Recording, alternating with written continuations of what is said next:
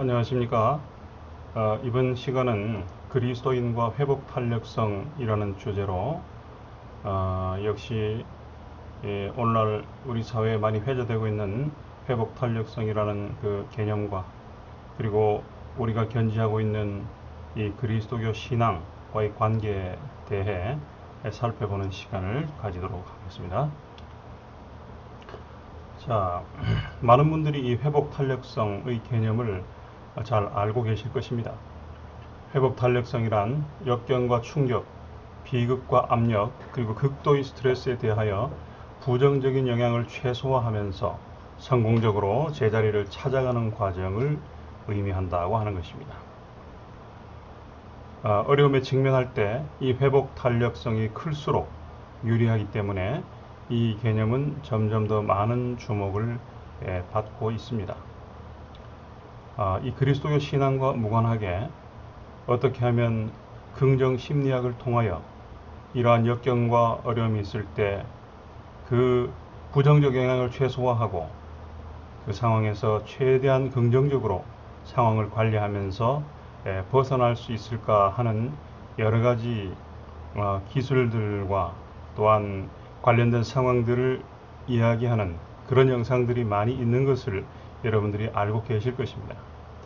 그러나 오늘 이 시간 우리는 특별히 하나님께 대한 신앙이 어떻게 이 회복 탄력성을 더욱더 강화시키고 또 가장 이상적이고 또 좋은 방향으로 우리가 그러한 역경과 고난에서 벗어날 수 있도록 하는지, 이러한 관점을 중심으로 하여 성경에 나타난 몇몇 인물들의 생애를 우리가 깊이 들여다보면서 이 회복 탄력성과 그리스도교 신앙과의 관계에 대해 통찰해 보고자 합니다. 자, 여러분 아시는 시편 46편 1절에서 3절 말씀이죠. 하나님은 우리의 피난처시요 힘이시니 환난 중에 만날 큰 도움이시라. 그러므로 땅이 변하든지 산이 흔들려 바다 가운데 빠지든지 바닷물이 형용하고 뛰놀든지 그것이 넘침으로 산이 요동할지라도 우리는 두려워 아니하리로다. 우리 중에 한두 가지 어려움이 없는 사람이 어디 있겠습니까? 겉으로는 멀쩡해 보여도 다들 그 속사정을 보면 다른 사람들에게 터놓고 말할 수 없는 여러 가지 형태의 어려움이 존재하고 있는 것이 우리가 살고 있는 이 세상의 현실입니다. 문제는 그 어려움을 다루는 과정에서 어떻게 회복 탄력성을 가질 수 있을까? 어떻게 정서적으로 손상을 입지 않을 수 있을까? 하는 것일 것입니다. 성경은 하나님의 은혜로 문제를 극복하고 회복할 수 있었던 여러 인물들을 소개하고 있습니다. 참으로 어렵고 힘든 상황, 여건과 또 그들이 가진 인격적 결함에도 불구하고 그들은 전진할 수 있는 회복 탄력성을 가지고 있었기 때문에 하나님께 쓰임받는 사람들이 될 수 있었습니다. 자, 먼저 첫 번째 사람, 끝까지 견딘 사람, 욥. 여러분들 욥 잘 아시죠? 구약에 등장하는 이런 인물입니다. 욥의 생애를 들여다보도록 하겠습니다. 야고보 5장 10절에서 11절 말씀에 형제들아 주의 이름으로 말한 선지자들을 고난과 오래 참음의 본으로 삼으라. 보라 인내하는 자를 우리가 복되다 하나니 너희가 욥의 인내를 들었고 주께서 주신 결말을 보았거니와 주는 가장 자비하시고 긍휼히 여기시는 이시니라. 여러분이 구약 성경 욥기를 읽어보셨겠지만 이 욥의 일대기는 회복 탄력성의 가장 좋은 예라고 말을 할 수가 있을 것입니다. 일찍부터 욥은 하나님께서 자비하시며 공의로운 분이라고 이해해 왔습니다. 그래서 고통이 찾아왔을 때 그는 그 이유를 이해하지 못했습니다. 그는 아내의 도움을 얻을 수 없었고 또 많은 친구들도 그를 비난하고 엉뚱한 해결책을 제시했지 결코 그에게 도움이 되는 그러한 언급을 해주지 못했습니다. 그리고 설상가상 그 수많은 재산과 또 그 다수의 자녀들을 모두 잃게 되었습니다. 그리고 더 견디기 힘든 것은 그 자신의 몸에 아주 어려운 질병이 생겨서 고생하는 그런 경험을 하게 되었다는 것입니다. 사람이 겪을 수 있는 최악의 그러한 부정적 상황을 욥이 겪었던 것이죠. 그러나 그런 가운데서도 그는 하나님께 대한 믿음을 잃지 않고 비극이 끝날 때까지 인내하였습니다. 어떻게 욥이 그런 소망을 가질 수 있었을까요? 또 우리도 역경에 처하면 그런 소망을 과연 붙들 수 있겠습니까? 욥기 19장 25절 내가 알기에는 나의 대속자가 살아계시니 마침내 그가 땅 위에 서실 것이라. 욥은 자기에게 닥친 이해할 수 없는 그 극악무도한 상황, 정말 아무런 희망이 보이지 않는 그런 상황 가운데서도 하늘의 하나님께서 자기를 버리지 않고 끝까지 자기를 붙들고 나중에 그 하나님께서 자기를 바로 서게 하실 것이라는 그런 믿음을 갖고 있었습니다. 로마서 5장 3절 4절에 다만 이뿐 아니라 우리가 환난 중에도 즐거워하나니 이는 환난은 인내를 이루는 줄 알미로다 하는 말씀이 있습니다. 고난을 겪을지라도 희망을 잃지 않고 끝까지 인내하는 욥과 같은 사람은 마침내 승리하게 될 것입니다. 여러분이 욥기를 읽어보시면 그 이후에 욥이 재산과 그 자녀들과 건강 모든 것을 회복한 그 행복한 결말을 볼 수 있을 것입니다. 물론 이 욥의 생애에 일어난 모든 사건은 우리가 알지 못하는 사탄과 그 하나님 간에 일어났던 그 배경 사건이 있었지 않습니까?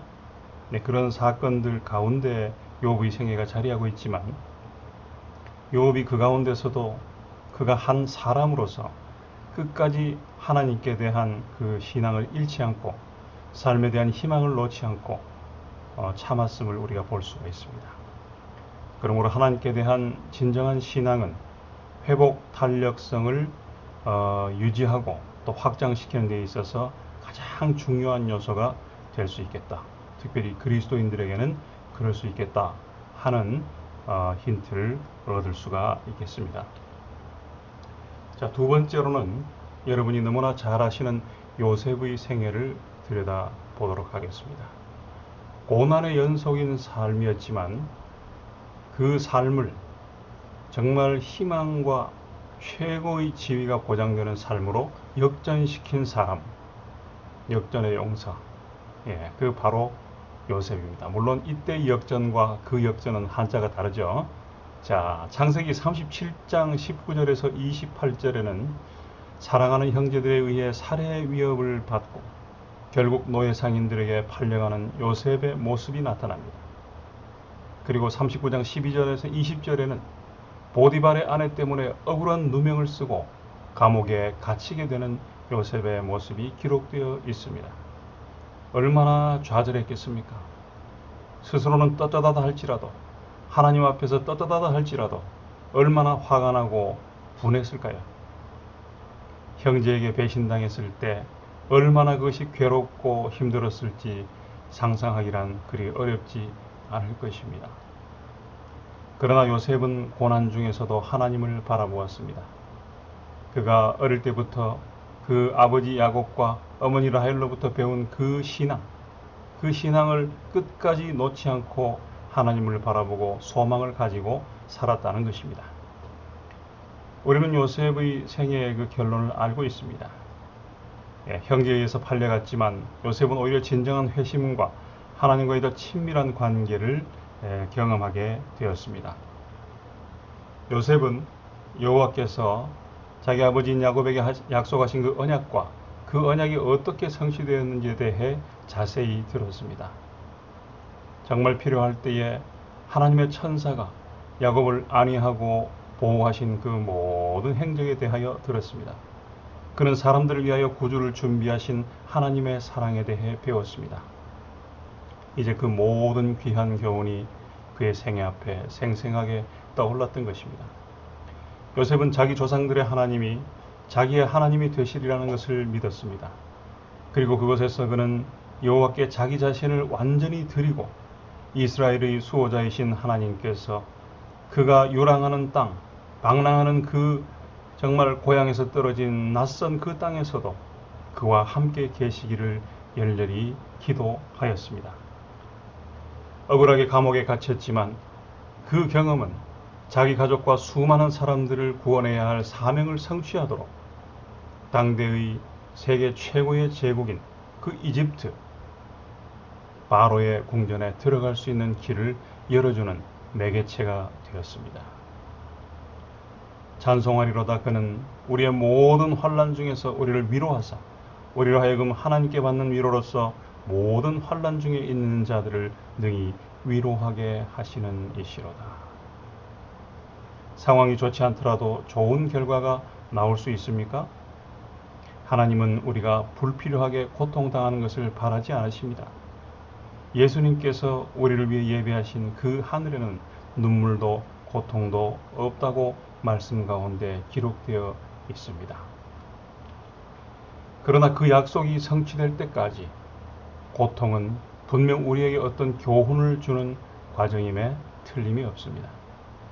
품성개발, 동정심, 겸손, 단련, 선악에 대한 분별력 등이 우리가 그러한 고난을 통해 배워야 할 교훈들입니다. 우리가 시험 중에 있을 때 그 고난의 유익을 헤아리기가 참 어렵습니다. 왜 내게 이러한 고통이 이르러 왔는가? 왜 내가 이런 어려움을 당해야 하는가? 왜 나인가? 왜 하필이면 나인가? 이런 생각이 많이 들죠. 그러나 그런 때에 우리는 하나님께 그 곤경을 헤쳐나아갈 힘을 구해야 하는 것입니다. 이 요셉의 생애에서 그 고난은 약속이 성취될 때까지 그 요셉을 훌륭한 사람으로 세우기 위한 그런 훈련을 위한 하나의 과정이 되었던 것입니다. 자, 다음으로 여러분이 잘 아시는 구약의 룻기에 나오는 여인 나오미, 절망의 여인 나오미의 삶에 대해 들여다보도록 하겠습니다. 자, 룻기 1장 20절에 나를 나오미라 부르지 말고 마라라 부르라. 마라는 쓰다는 뜻이 들어가 있죠. 마라. 이는 전능자가 나를 심히 괴롭게 하셨음이니라. 이 나오미의 고백입니다. 조국을 떠나 외국으로 이주한다는 것은 항상 두렵고 힘든 일입니다. 특히 그 외국 이주한 동기가 생존, 살기 위해서라면 더욱 그러하다는 것입니다. 당시 나오미가 살던 유대 땅을 휩쓴 가뭄 때문에 그의 남편인 엘리멜렉과 나오미 그리고 그들의 두 아들은 곡식을 얻을 수 있는 비옥한 땅 모압으로 이민을 떠날 수밖에 없었습니다. 그런데 이 모압 사람들은 우상 숭배자들이었고 그들의 그 신앙 관습은 유대인들의 신앙과 판이하게 달랐습니다. 이것만으로도 새로운 이주민들에게는 상당한 혼란을 불러일으키는 그러한 요소들이었을 것입니다. 그런데 설상가상 그 땅에 정착한 뒤 얼마 있지 않아 나오미의 남편이 죽게 되었습니다. 고대 사회에서 노동력의 원천인 남편이 죽게 되면 그 남은 과부와 아이들은 정말 어려운 환경 가운데 생존을 걱정해야 되는 그런 상황 가운데 몰린다 하는 사실을 여러분들이 알고 계실 것입니다. 이방 땅에 남겨진 여인과 두 아들은 어떤 사회적 보호도 받지 못하는 사회적 불이익에 취약한 과부와 고아의 처지로 전락하고 말았습니다. 나오미의 아들 말론과 기료는 이후에 성장하여 그 땅의 여인과 결혼을 하였습니다. 아마도 결혼 초기 두 사람 간의 종교적인 차이 때문에 가정 내에 심각한 대립과 갈등이 있었을 것입니다. 율법이 유대인과 모압인 사이의 결혼을 명확하게 금지하고 있지는 않았지만 10세대가 지나갈 때까지 모압과 그 후손들은 하나님의 회중에 들 수 없다는 규정이 있었습니다. 그 이름의 뜻이 병듦과 소모됨을 의미했던 말론과 기련도 얼마 후에 죽었습니다. 정말 이 나오미에게는 가혹한 사건들의 연속이죠. 예. 그래서 이 나오미 입장에서 보면 이보다 더 비참한 인생은 없었을 것으로 우리가 충분히 짐작할 수 있습니다. 가족이 모두 죽고 남은 친척들은 멀리 베들레헴에 있고 자기와 같이 있는 며느리는 이방인 며느리, 참 어려운 상황 가운데 나오미는 몰리게 되었습니다. 이런 나오미의 삶에 전환점이 되었던 사건은 무엇일까요? 하나님은 어떻게 나오미를 회복시키셨습니까? 여러분이 룻기를 다 읽어보셨겠지만 나오미가 가장 깊은 절망 중에 있을 때 그의 이방인 며느리인 룻은 하나님께서 보내주신 정서적인 도우미의 역할을 감당했습니다. 또한 나오미는 이 두 며느리의 헌신을 이끌어낸 여인으로 그렇게 회자되었을 것입니다. 특히 룻은 이스라엘의 하나님을 영접하고 역사적으로 사회적으로 자기의 조국과 원수의 나라에서 시어머니를 돌보기로 굳게 결심하였습니다. 룻기는 행복한 가정을 이루는 이야기로 끝을 맺습니다. 룻기 4장 14절 여인들이 나오미에게 이르되 찬송할지로다 여호와께서 오늘 내게 기업 물을 자가 없게 하지 아니하셨도다. 이 아이의 이름이 이스라엘 중에 유명하게 되기를 원하노라. 이때 이 아이가 룻을 이야기합니다. 나오미는 그동안의 고통을 잊고 룻과 보아스의 결혼을 지켜보았고 이새의 아버지이자 다윗의 조부인 오벳의 탄생을 볼 수 있었습니다. 절망의 끝에 있었던 나오미는 하나님을 믿기로 결심한 이방인 며느리 룻의 도움으로 마침내 회복되었던 것입니다. 이러한 이 나오미의 일대기의 배경에는 잘 아시는 것처럼 이 나오미가 그렇게 절망과 정말 처참한 환경 가운데 있었지만 끝까지 자기가 어려서부터 조상 대대로 믿어오던 그 하나님께 대한 신앙을 놓지 않고 그 이방인 며느리들에게 눈에 보이지 않는 감화를 끼쳤기 때문임을 우리가 충분히 짐작을 할 수 있습니다. 이방인 며느리 룻이 그렇게 하나님을 믿고 이 정말 홀로 된 시어머니, 홀로 된 며느리가 힘을 합쳐서 삶을 이어가도록 하겠다는 그런 결심을 한 배경에는 이 나오미의 그러한 하나님께 대한 굳건한 신앙이 자리 잡고 있었다는 것입니다. 룻을 통해서 나오미는 회복을 맛보았지만 그가 가진 하나님께 대한 근본적인 그 신앙이 나오미에게 이러한 회복 탄력성을 부여한 가장 위대한 원동력이었다. 이렇게 분석을 할 수 있겠습니다. 자, 그 다음 인물은 여러분이 잘 아시는 에스더, 별과 같은 아름다운 여인 에스더의 생애입니다. 우리가 이 에스더의 생애를 잘 한번 들여다보도록 하겠습니다. 자, 에스더서 4장 16절에서 17절 말씀에 이런 기록이 있습니다. 당신은 가서 수산에 있는 유다인들을 다 모으고 나를 위하여 금식하되 밤낮 3일을 먹지도 말고 마시지도 마소서. 나도 나의 시녀와 더불어 이렇게 금식한 후에 규례를 어기고 왕에게 나아가리니 죽으면 죽으리이다 하니라. 모르드게가 가서 에스더가 명령한 대로 다 행하니라. 에스더는 어렸을 때 부모를 잃었습니다. 나이 많은 사촌 오빠인 모르드게에게 입양되었지만 부모 없는 어린 시절을 보내기가 매우 어려웠을 것입니다. 우리가 충분히 짐작할 수가 있죠. 그럼에도 불구하고 에스더는 모난 데 없이 곧고 바르고 유능하며 동시에 아름다운 여인으로 성장했습니다. 이러한 배경에는 이 후견인 역할을 하는 모르드게와 또한 이 에스더가 가진 하나님께 대한 굳건한 신앙이 이 모든 일들을 가능하게 한 원동력이었을 것임을 우리가 짐작할 수 있습니다. 자, 기적적인 어떤 그 경로를 통하여 왕비가 된 이후에 에스더는 자신의 민족이나 가정의 배경을 드러내지 않았습니다. 이는 분명히 매우 큰 부담으로 다가왔을 것입니다. 왕궁의 음식과 사치품들, 낯선 생활 습관에 둘러싸여 있었기 때문에 에스더는 유대교 신앙과 정체성을 지키기 위해 남몰래 노력하지 않으면 안 되었을 것입니다. 더욱이 유대인임을 밝히는 것은 위험 부담이 매우 컸고 정체를 감춘다고 언제까지나 안전이 보장되는 것도 아닌 그런 상황 가운데에서 살았습니다. 어느 날 에스더는 신하들이 왕을 암살하려고 음모를 꾸미고 있다는 소식을 왕에게 전해야 하는 그런 상황 가운데 처하게 되었습니다. 이는 간단한 문제가 아니었습니다. 왜냐하면 그 신하들이 꾸민 음모가 사실로 밝혀지지 않을 경우 모함했다는 그 책임을 에스더와 모르드게가 지게 될 수도 있었기 때문입니다. 그 결과를 어떻게 누가 알겠습니까?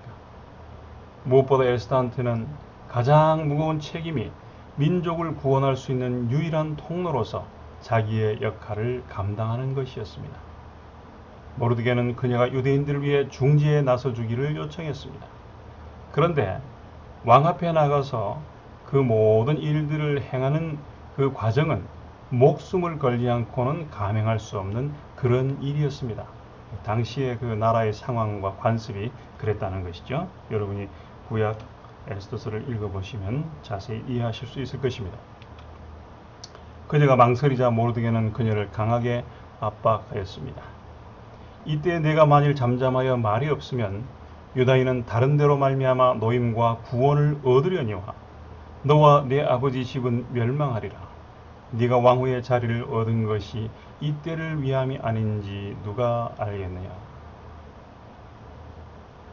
자, 에스더의 스트레스가 정말 컸을 것으로 추측이 됩니다. 분명히 민족과 하나님의 영광을 위하여 이 일을 해야 되겠는데 이 일을 하는 과정 자체가 자기의 목숨이 왔다 갔다 하는 위험한 일이라는 사실을 너무나 잘 알았던 에스더였죠.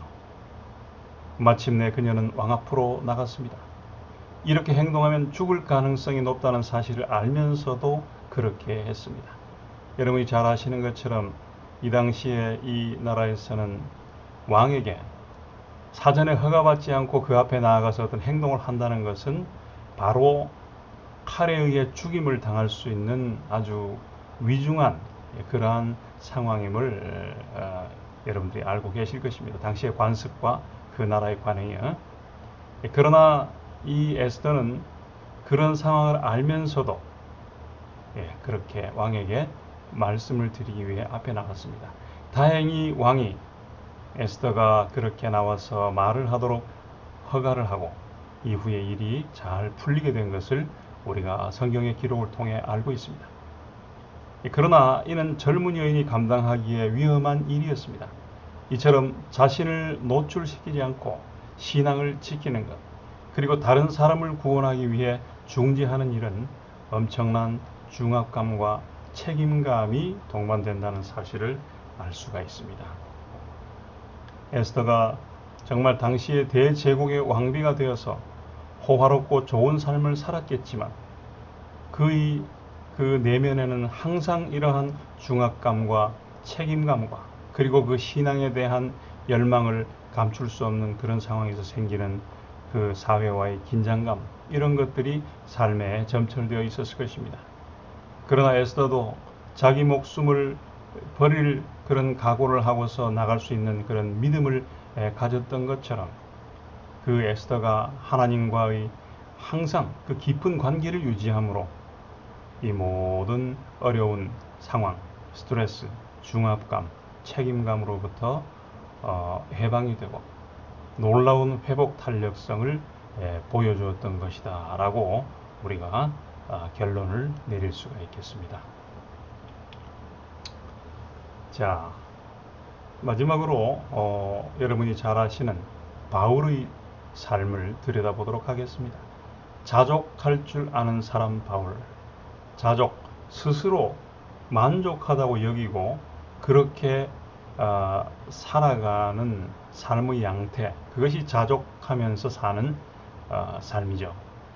자, 바울은 다소에 있는 베냐민 족속의 히브리인 가정에서 태어나 성장했다. 아주 명문 가정이고, 그리고 바울은 굉장히 똑똑했고 최고의 교육을 받은 그런 사람이었습니다. 그의 가족은 당시가 이제 로마의 그 지배를 받던 시기였기 때문에 로마 시민권자였대요. 이 바울은 모세의 오경과 조상들의 전승에 철두철미한 그런 바리새파 유대인이 되었습니다. 이런 배경 때문에 그는 당시 사회적, 종교적 지위를 함께 누리는 특권을 가지고 있었습니다. 그러나 예수님의 부르심을 입고 그 다메섹 도상에서 그의 삶이 완전히 달라졌습니다. 이전에는 그리스도인들을 핍박하는 사람이었지만 이제는 유대인들의 핍박을 받는 대상이 되었고 후에 로마의 박해까지 당하는 그런 삶에 내몰리게 되었습니다. 그는 30년 동안 여러 시험을 당하였고 마침내 로마에서 투옥되어 옥고를 치르다가 사형을 당하게 되었습니다. 빌립보 4장 11절에서 13절에 바울의 고백이 나오죠. 내가 궁핍함으로 말하는 것이 아니니라. 어떤 형편에든지 나는 자족하기를 배웠노니 나는 비천에 처할 줄도 알고 풍부에 처할 줄도 알아. 모든 일, 곧 배부름과 배고픔과 풍부와 궁핍에도 처할 줄 아는 일체의 비결을 배웠노라. 내게 능력 주시는 자 안에서 내가 모든 것을 할 수 있느니라. 다메섹 도상에서 예수 그리스도를 만나서 예수 그리스도의 사도로 완전히 삶이 바뀌기 전까지는 이 바울의 삶은 사회적으로나 경제적으로나 정치적으로나 종교적으로나 모든 면에 있어서 기득권자의 안락한 삶을 누리고 있었을 것입니다. 그에게 결코 어떤 배고픔이나 그런 결핍이 있을 수가 없었을 것입니다. 그러나 그가 예수 그리스도의 편을 택하고 이 예수 그리스도의 복음을 전하기로 결정한 그 순간 엄청난 고난과 그런 힘든 상황이 그의 삶에 펼쳐지게 되었습니다. 그러나 그런 상황 가운데도 그는 스스로 족한 줄로 알고 모든 것을 어려운 상황도 힘든 상황도 다 받아들여서 그 안에서 만족하는 그러한 삶의 비결을 배우게 되었다고 하는 것입니다. 만족은 행복과 정신 건강에 있어서 대단히 중요한 요소라는 점을 잘 알고 계시죠? 만족은 사물을 긍정적으로 바라보고 과거를 인정하고 미래를 희망적으로 내다보는 그런 사람들에게만 이르러 옵니다. 아무리 많은 것을 가졌다고 해도 다 만족스럽고 행복한 것이 아니라는 점을 여러분들이 잘 알고 계실 것입니다. 어떤 사람은 소유가 많아도 만족하지 못하는 반면 어떤 사람은 소유가 적을지라도 만족해 할 수가 있는 것입니다. 어떤 차이가 있을까요? 여러분들이 잘 생각해 보시기 바랍니다. 또한 새로운 상황을 수용하는 능력은 지성을 정의하는 요소 가운데 하나라고 말을 할 수 있겠습니다. 이는 아마도 새로운 지역에서 생활하고 새로운 사람과 관계를 맺고 새로운 사회와 경제적 상황을 경험하는 것과 상당히 깊은 관계가 있을 것입니다. 아까 바울의 빌립보서에 적힌 그 고백을 볼 때에 바울이 1차, 2차, 3차 전도 여행을 통해 자기가 살던 익숙한 그 지역이 아닌 여러 그 소아시아의 지역을 돌아다니면서 정말 가는 데마다 새로운 사람들, 새로운 상황과 맞닥뜨리면서 거기서 정말 그 상황을 수용하고 적응하고 오히려 거기에 있는 사람들에게 예수님을 어떻게 하면 올바로 믿을지 잘 가르치고 또한 그들을 독려하는 그의 그 모든 모습을 통하여 그가 새로운 상황을 수용하는 탁월한 능력이 있는 사람이다 하는 것을 알 수가 있습니다. 자, 바울도 처음부터 그런 능력을 가지고 태어난 것은 아니었을 것입니다. 그는 일체의 비결을 나중에 배웠다고 말을 했습니다. 이 능력은 누구에게는 있지만 누구에게는 없는 그런 종류의 능력이 아닙니다. 광범위한 상황 속에서 적응하고 만족하는 능력은 바른 뜻을 세우고 오랜 세월에 걸친 훈련의 결과 습득되는 능력이라는 것입니다. 13절에서 바울은 그의 회복 탄력성의 궁극적 비결이 무엇인지 보여주고 있다. 그 예수님 안에서 내가 모든 것을 할 수 있느니라. 즉 바울에게 있어서 그 수많은 고난과 죽음의 위협과 모든 경제적인 정말 어려움과 투옥되어서 정말 발이 부풀어 오르는 그 착고에 채인 피가 흐르는 부풀어 오르는 그런 발과 손과 매맞아서 터진 그 살갗을 가지고도 그 감옥 속에서 하나님을 찬송하는 그 아름다운 바울의 신앙, 그 모든 것들이 이 그의 회복 탄력성, 하나님 안에서 하나님께서 주시는 그 모든 힘을 인한 회복 탄력성의 예라고 말을 할 수가 있을 것입니다. 그는 물질적인 자원이 많든지 적든지 만족할 수 있었을 뿐만 아니라 그리스도 안에서 무엇이든지 어떤 일이든지 할 수 있었습니다.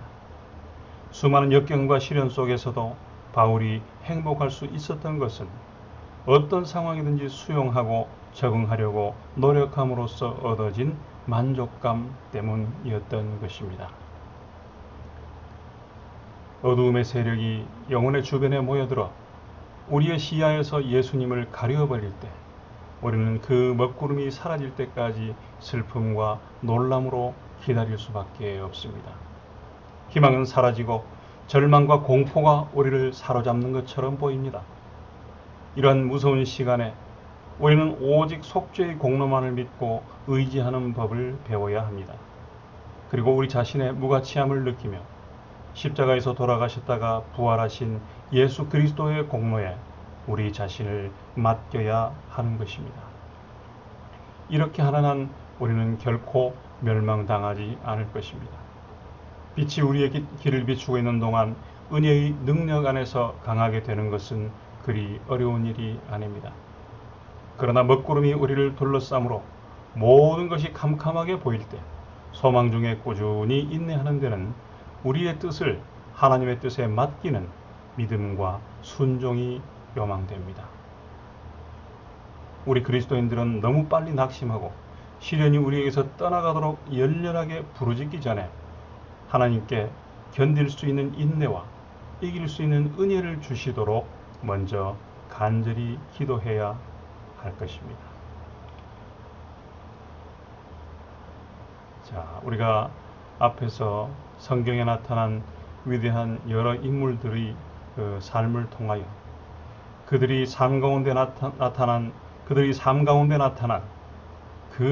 회복 탄력성의 원동력이 하나님께 대한 그들의 깊은 신앙 때문이었다 하는 사실, 그 원동력이 바로 하나님께 대한 신앙이라는 사실을 우리가 충분히 확인할 수 있었습니다. 그래서 이러한 모든 지식과 또한 정보와 또 여러 교훈들을 바탕으로 같이 생각해 볼 문제들에 살펴보고 마치도록 하겠습니다. 일반적으로 다른 사람들이 잘 견디지 못하는 어려움을 어떤 사람들은 극복해냅니다.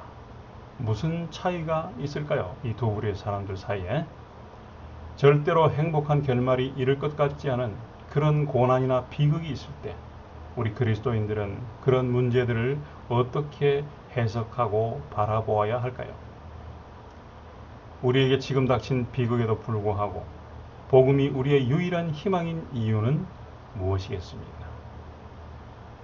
우리가 이러한 같이 생각해 볼 문제들, 그 답에 대해 고민해 보면서 특별히 회복 탄력성에 관하여 이 신앙과 무관한 많은 분들이 나름대로 회복 탄력성을 가지기 위한 그 삶의 방식에 대해 여러 해결책들을 제시한 그런 강연의 내용이 유튜브에도 많이 있는 것을 여러분들이 보실 수 있을 것입니다.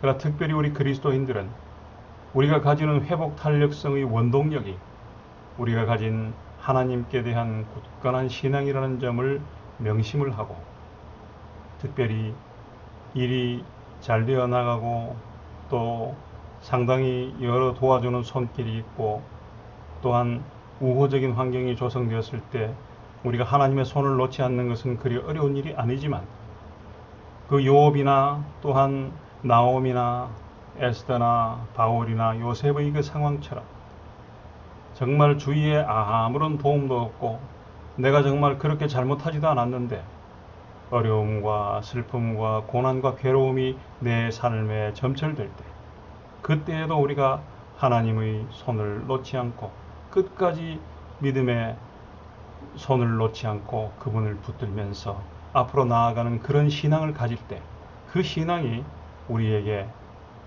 정말 어찌할 수 없는 그러한 회복 탄력성의 원동력이 된다 하는 사실을 다시 한번 강조하면서 또 이 짧은 시간 같이 회복 탄력성과 그리스도인에 대해 생각해 볼 수 있어서 참으로 감사했습니다. 이상 마치도록 하겠습니다. 감사합니다.